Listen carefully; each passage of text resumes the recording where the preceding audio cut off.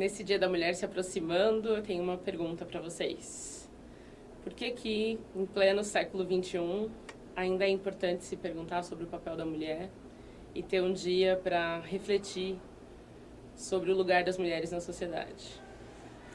Eu sou a professora Fanny, trabalho com História da Arte aqui na Unifage e ao meu lado está a Flaviana, psicanalista, e a gente gostaria de trazer essa questão para vocês e discutir juntos um pouco do papel da mulher dentro da sociedade brasileira, mas também a partir do campo da cultura artística, e tendo em vista que esse tema parece que não perdeu a sua atualidade, a sua importância, colocar os alunos para discutir isso com a gente, para pensar isso tudo com a gente aqui na FAGE.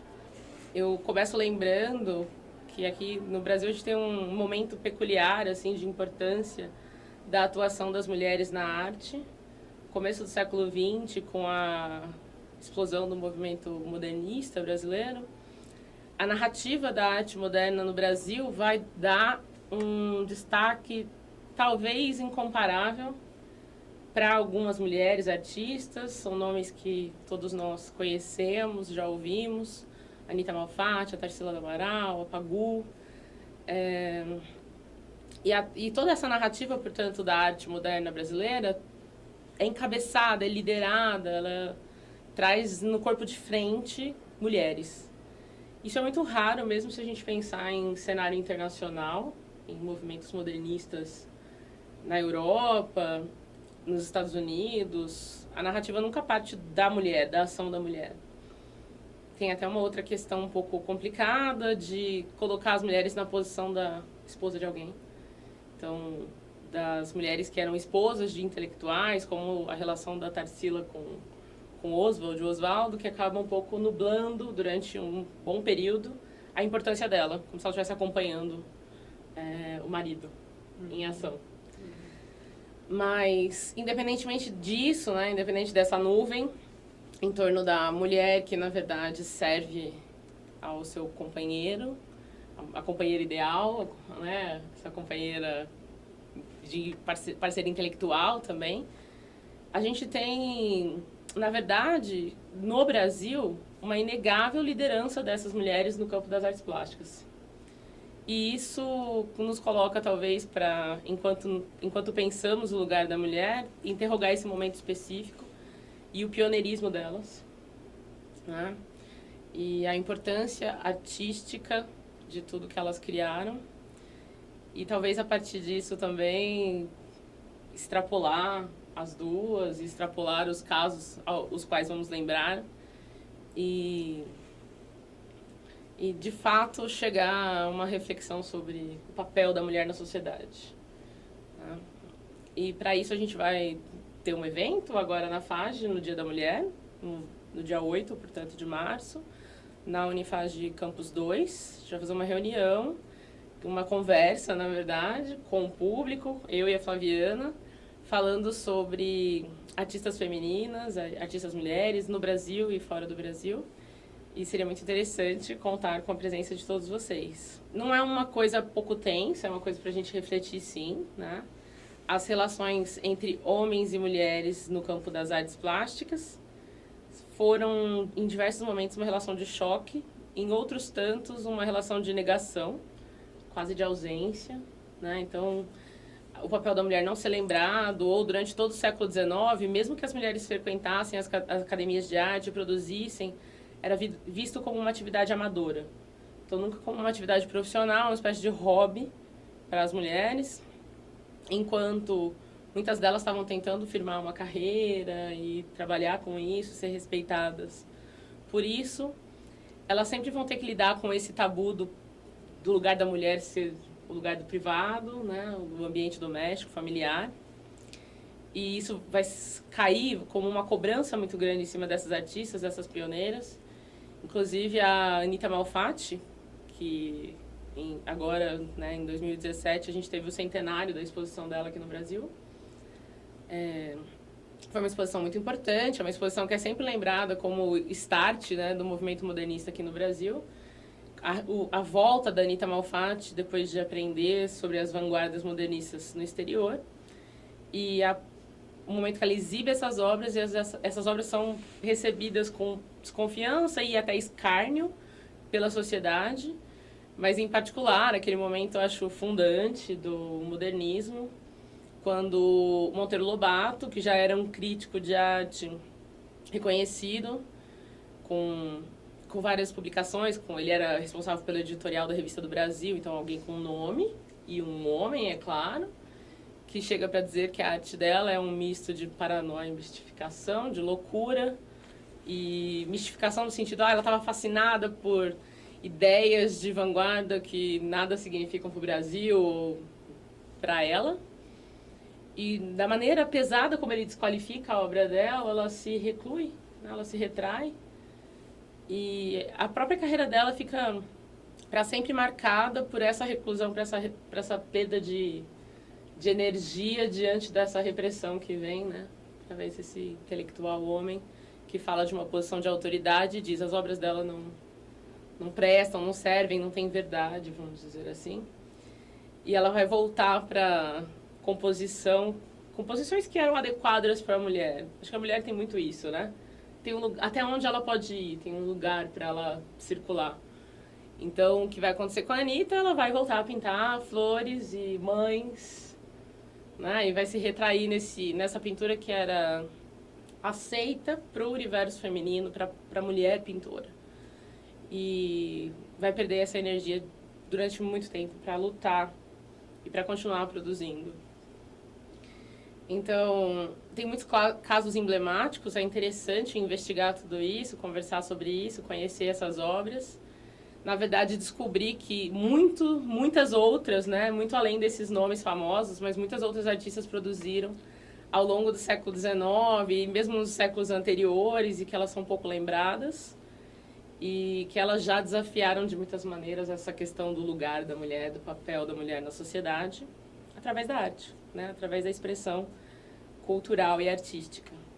Talvez desse ponto eu possa chamar a professora para a nossa conversa e perguntar sobre o nosso programa sociocultural e por que é importante falar de artes plásticas, falar de arte como um todo, falar de cultura no âmbito da Unifage, no âmbito da nossa instituição. Bom, eu vou puxar o fio de como é que eu escutei a sua colocação, muito bem apresentada, principalmente do ponto onde a Anita Malfatti recebe uma crítica escrita, publicada em jornal, né? Isso em 1917, antes até da semana, né, de arte de alguns anos antes. E eu penso que essa é uma provocação interessante. Por quê? O que é que acontece com a cultura quando o novo vem, né? O que é que acontece com as pessoas quando um projeto é apresentado, quando uma nova expressão é apresentada, que pode ser nas artes plásticas, na literatura, na música, na dança, na pesquisa, na instituição de ensino. Nós todos estamos preparados para a mudança, né? Nesse sentido, né, o TOM, que é o projeto, o programa sociocultural, né, e faço uma pergunta a você que está nos assistindo, você sabe o que é o TOM? Né? Porque uma instituição de ensino tem que ter um projeto específico de cultura, né? O que é a cultura em si que tem que estar denominada só num projeto? A cultura é a nossa água, é onde a gente circula e... voltando nesse ponto do movimento, o TOM, que é esse programa sociocultural da Unifage, em 2018 apresenta um projeto que tem um eixo temático que é o movimento, né?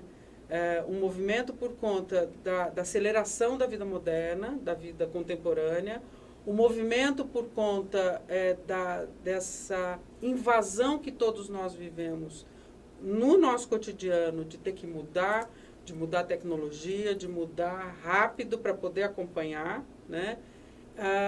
E a Fanny vem nos apresentar justamente a Anita Malfatti, que diante de um movimento, né, um movimento importante para a época, porque o movimento modernista foi o rompimento com o discurso europeu, né, com o discurso de uma tentativa de rompimento e uma apresentação do que era a nossa cultura, né? Então faz muito sentido a gente trazer essa conversa para essa cena, né, para essa cena do Tom e para essa cena desse programa, que é o programa de curadoria, né? Só para fazer um recorte da psicanálise, o movimento modernista, os modernistas, Oswald de Andrade com o discurso antropofágico, ele traz a interpretação dos sonhos do Freud, né? Então, Freud também entrou para a nossa cultura nacional, para a nossa cultura brasileira, através da palavra dos modernistas, né? Diga. Interessante. Né? Isso e principalmente porque a psicanálise nasce justamente da escuta do Freud às mulheres. Ele dá escuta, ele dá ouvidos àquilo que as mulheres estavam se transformando no final do século XIX, né? Os sintomas da histeria, enfim, mas é ele que dá voz, que dá ouvido e voz, né? Porque ele escreve sobre os casos, e são casos principalmente de mulheres. Então, falar sobre o movimento modernista, falar sobre as mulheres modernistas no Dia da Mulher, trazendo para vocês, apresentando para vocês o que é o tom, né? Quer dizer, a palavra tom, ela nos convoca para muitas expressões, né? De bom tom, de mau tom, o tom da palavra, o tom da arte. O tom é uma expressão própria que assume, né, nesse programa, assume um corpo próprio, né? Quer dizer, a tom a gente entende tanto como acústica, né? O som, como as cores, mas aqui ele assume um novo sentido, né? Que é o sentido de criar capilaridades dentro da instituição, né? Então, esse programa da curadoria, que a gente vai falar um pouco sobre o que é o programa da curadoria agora, o que é um programa de curadoria dentro do tom, né?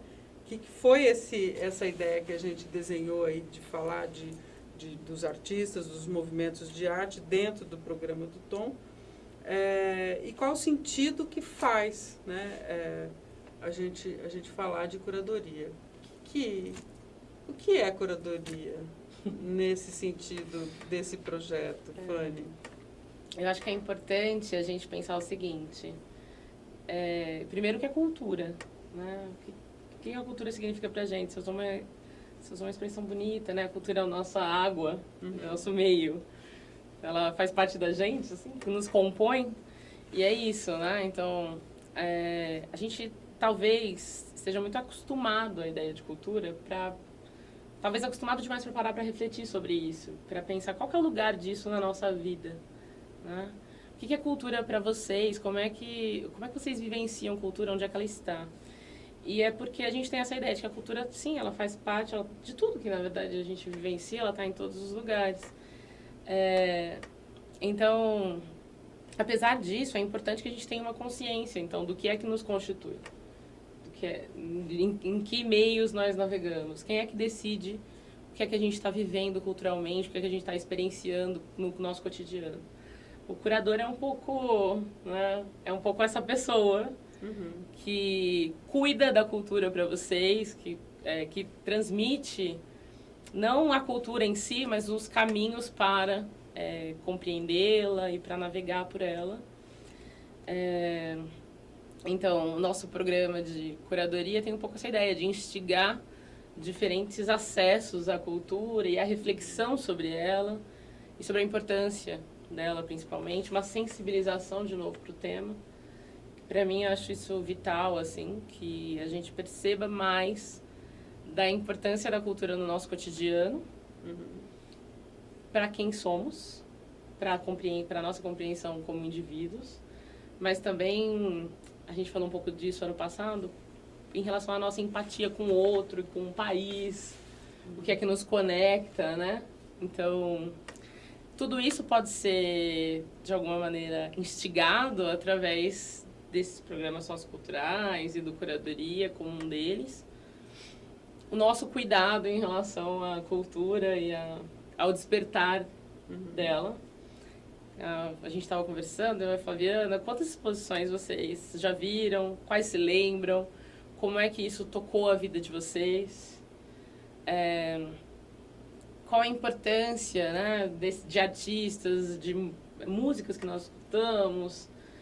Tem um universo amplo, né, da dança, da arte, da cultura de rua mesmo, que às vezes a gente, né, correndo, tentando acompanhar o movimento da vida, esquece de olhar para essas coisas e pensar na importância delas. Então, a curadoria é um pouco, para mim, isso, assim, né? Um momento para parar, refletir e selecionar um pouco nesse mar infinito que a gente tem de informações e possibilidades, algumas coisas que seriam interessantes para a gente navegar junto, né? Para a gente seguir junto. E acaba sendo um convite, né? Um convite para uma paragem, né? Uma paragem que provoca reflexão, mas também uma provocação, né? Assim, olha, nesse mundo de tanto movimento, de tanta circulação, há possibilidade de paragem para a gente poder pensar na nossa posição, né? E acho que para encerrar, só fazendo uma parte com o projeto, com o Tom. Então, nesse eixo temático do Tom, há 3 vertentes, né, que foram desenhadas por um grupo que pensa no projeto, que é a Natália Marangão, que é a nossa coordenadora dos projetos socioculturais, a professora Denise Geribello, que é a coordenadora de arquitetura, eu, Flaviana Thanos, que sou psicanalista e participo de algumas ações na instituição, a Fanny, que é a nossa colaboradora nesse programa da curadoria. Mas, só para encerrar na questão do eixo temático do movimento é aquilo que muda, né, a possibilidade de mudança de lugar e de posição, né? Então, o sentido de movimento é sempre esse. Quando a gente se movimenta, naturalmente, é uma palavra que vem da física, né? A gente naturalmente muda de lugar e, portanto, de posição, né? Então, a ideia do eixo temático com o movimento foi uma ideia muito pensada, né, planejada, para poder criar, para poder estar em 3 ações, né, que são em 3 vertentes, que são ações, espaço e palavra, né? Dentro dessas vertentes, há uma programação que vocês vão estar em contato na medida que forem recebendo isso pela mídia, né? E a curadoria faz parte do movimento de palavra, né? Então, no movimento de palavra, nessa vertente da palavra, a gente tem a conversa aberta, que vai acontecer no dia 8 de março, às 5h30, na sala 76 do Campus 2, da Unifage. Obrigada. Temos o programa da curadoria e outros projetos envolvidos nesse eixo temático, né? Então, convido a todos vocês que estão começando a vida acadêmica, né, professores, alunos, colaboradores, a participar ativamente dos programas, das ações oferecidas pelo Projeto Tom.